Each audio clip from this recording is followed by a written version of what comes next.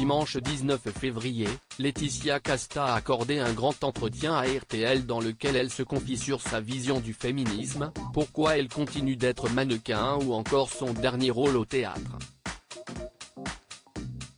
Au cours de cette interview, l'actrice a également évoqué sa dyslexie qui amuse beaucoup son entourage. Sa grâce et son talent ont fait d'elle l'une des actrices les plus courtisées du cinéma français. 23 ans après ses débuts au cinéma, Laetitia Casta est de retour sur les planches dans Clara Askill, Prélude et Fugue, un seul en scène où elle incarne la pianiste d'origine bulgare méconnue du grand public et pourtant qualifiée de génie par ses contemporains. Il y a des endroits où on pouvait s'accorder Clara Askill et moi. L'exigence de ce personnage, torturé mais aussi humble à la fois, et avec beaucoup de générosité m'a demandé beaucoup de résilience, a expliqué la comédienne lors d'un entretien accordé à RTL. Au cours de cette interview, Laetitia Casta, qui incarne dans sa nouvelle pièce une femme forte et ambitieuse, s'est également confiée sur sa vision du féminisme. « Je n'ai pas besoin de le revendiquer parce que c'est une chose qui fait partie de moi. J'ai plutôt été exposée au monde, je ne me suis pas vraiment protégée.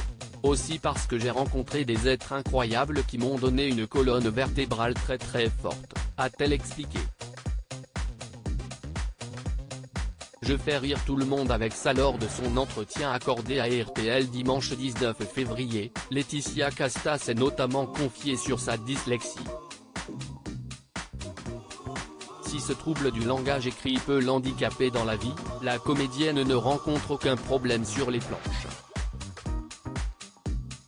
Quand on est sur scène, on n'a pas ce problème-là. Si est chez moi, ça ne se passe qu'à la maison et je fais rire tout le monde avec ça, a expliqué la femme de Louis Garrel. Pour cette grande timide, le théâtre a été le moyen de découvrir une autre facette de sa personnalité. Lorsqu'elle a été initiée à cette discipline à l'âge de 12 ans, cela a été une révélation. J'étais très timide. S'exposer devant les autres. C'était comme si j'avais allumé un feu de cheminée qui ne s'était jamais éteint. C'était pas du tout cérébral mais physique, a-t-elle ajouté. Un parcours inspirant.